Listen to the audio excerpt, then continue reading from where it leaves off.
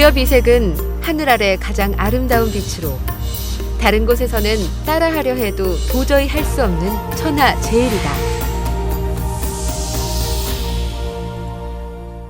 고려 청자는 좌우대칭이 완벽하거나 그렇지 않지만 조형적으로 봤을 때 알맞은 비례를 갖추고 있고 유색 또한 맑고 투명해서 고려 청자만의 기품 있는 그런 아름다움을 갖추고 있다고 볼 수 있습니다. 비색은 자기 문화를 처음 꽃피운 중국에서 청자를 가리키는 말이었다. 특히 고려 비색은 청자의 색이 맑고 투명해서 마치 은은한 비추 옥빛 같다고 칭송하며 고려 청자에 따로 붙은 이름이다.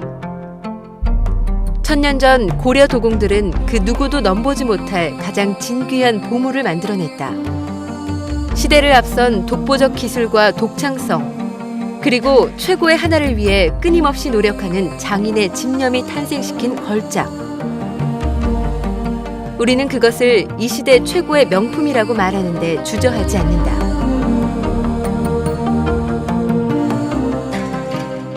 나름대로 중국의 기술을 받아들여가지고 우리만의 독특한 색상을 만들어냈습니다. 그 색상에 가장 큰 주안점이 있고, 두 번째로는 상감기법을 적용하여서 상감청자를 만들어냈다는 것이 가장 우수한 장점이라고 생각됩니다. 우리 문화의 우수성과 독창성을 대표하는 고려청자. 12세기경 고려청자는 단순한 장식에서 벗어나 서정적 문양 표현과 함께 새로운 장식 기법인 청자상감으로 발전시키며 독창적인 조형의 꽃을 피웠다.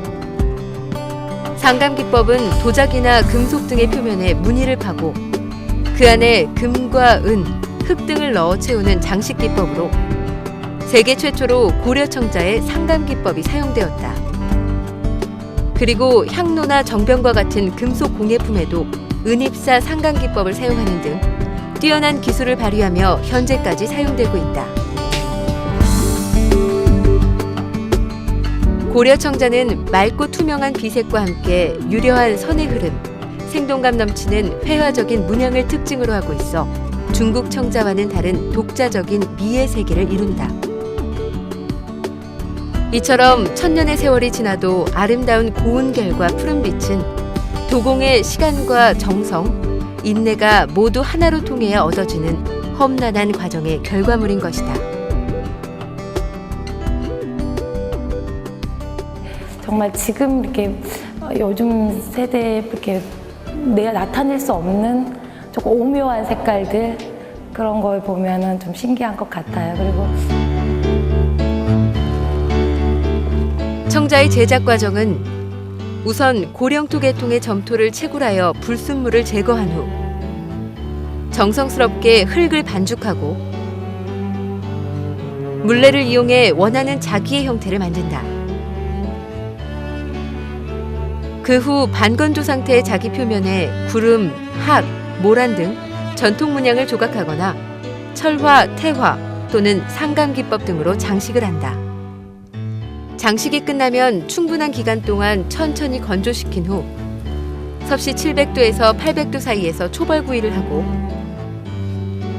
초벌구이한 자기에 유약을 바른 후 다시 본벌구이를 해 완성하는 험난한 과정을 거쳐야 푸른 빛을 얻을 수 있다.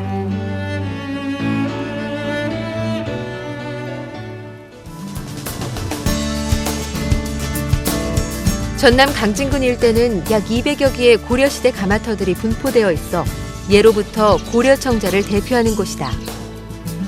이처럼 강진에서 가장 뛰어난 청자가 만들어질 수 있었던 가장 큰 이유는 일찍이 중국과의 교역을 통해 선진 문물에 대한 독창적인 이해력을 갖고 있었던 도공들이 많았다는 점에서 찾을 수 있다.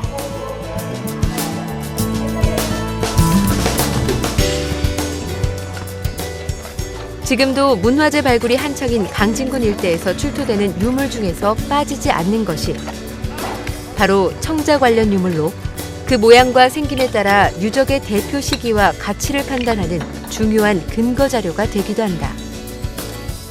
청자 그 도편이라든지 청자 그 자기편들이 주로 보이는 걸로 봐서 여기 이렇게 이 사찰이 그 번창했던 그런 시기를, 중심 시기를 고려시대로 보고 있거든요. 고려시대의 사찰이 많이 남아있지 않아서 그 의미가 좀 있다고 저는 생각합니다.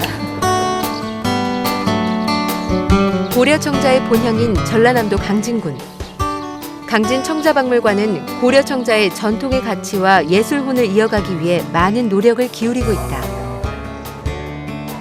특히 고려 청자의 예술적 가치와 우수성을 세계에 알리고 대중화하기 위해 매주 토요일 강진 명품 청자 경매를 실시하고 있다. 강진 명품 청자 경매가 있는 매주 토요일이면 박물관은 싼 가격에 진귀한 명품 청자를 구입하려는 외지인들로 붐빈다. 남도에서 토요일마다 열리는 예술품 경매가 새로운 문화 관광 상품으로 자리 잡아가고 있어 지역 경제 활성화는 물론이고 외지인에게도 남도 예술을 알리는 창구 역할을 톡톡히 하고 있다. 강진 청자박물관 제2호 가마. 오늘은 전국 유일의 관요인 이곳 강진요에서 고려 청자의 맥을 잇기 위해 선조들이 예술혼을 불사르던 전통 방식 그대로 화목가마에 불을 지피는 날이다. 한 7, 800도에서 녹지 않는 흙이거든요, 이게.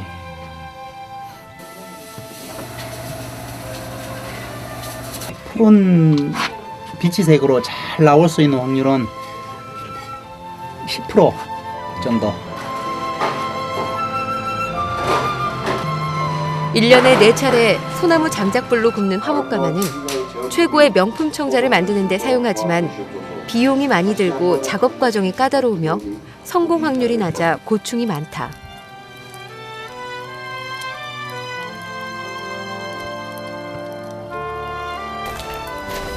그러나 고려 청자의 비색 아름다움을 찾고 그 맥을 이어가기 위한 노력은 이곳 도공들에게 쉽게 포기할 수 있는 것이 아니다.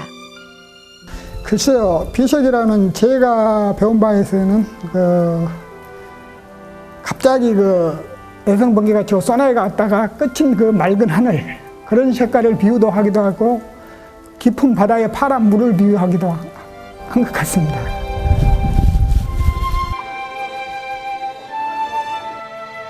청자가 푸른 빛을 얻기까지 꼬박 3일. 밤낮을 강진 청자박물관 도공들은 교대로 장작을 넣어가며 뜨거운 불빛을 살피는 고통의 시간을 견딘다. 그리고 못내 지쳐 쓰러지고 일어서기를 여러 차례. 옛날 사람들은 어찌 가족 단위로 이렇게 했을 것인데 그 고된 것을 어찌 그 사람들은 혼자 가족 단위로 했을까, 그런 생각하면 오늘 아무것도 아니죠. 이건. 뭐 보잘것없는 흙 가지고 어떤 기물을 만들어서 거기다 장식을 해가지고 청자로 만드는 것, 뭐 그냥 일상적인 얘기지만은 그런 게 이제 저희들은 그게 가장 뭔가 뜻깊게 받아들이고 기쁨으로 이제 생각하죠. 청자가 구워지는 마지막 1300도. 15시간 이상 가마 온도를 유지하기 위해 도공들은 매서운 불기둥 앞에 서는 것도 마다하지 않는다. 근데 이제 유압이 녹기 시작하는 시점 1000도씨부터 공기 양을 일정량 차단을 시켜요. 그러면 그 분위기에서 원래 산화됐던 철이 원래 철 색깔로 파란 청색으로 이렇게 환원되면서 색깔이 변합니다. 그게 이제 청자빛을 결정하는 가장 큰 요인이죠. 강진요 도공들이 지키고자 하는 청자의 진정한 가치는 우리만의 고유한 미의 세계를 완성한 옛 선조들의 창조적인 예술 정신이 아닐까. 천년의 세월을 이어져 도공이 견뎌낸 많은 시간들이 비추색 옥빛으로 다가와 우리에게 흙과 불, 그리고 사람이 조화로운 자연의 신비를 보여주기도 한다.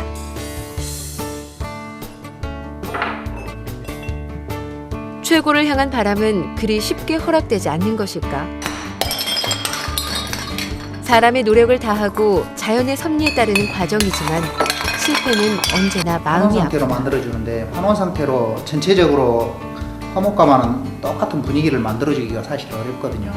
이런 경우는 산소가 많이 투입된 부분, 그다음에 일단 상심이 크죠, 상심이. 그래서 다시 또 만들어야 되나 그런 마음도 있고, 근데 또 있고 만들다 보면 더 좋은 작품 만들 수가 있습니다.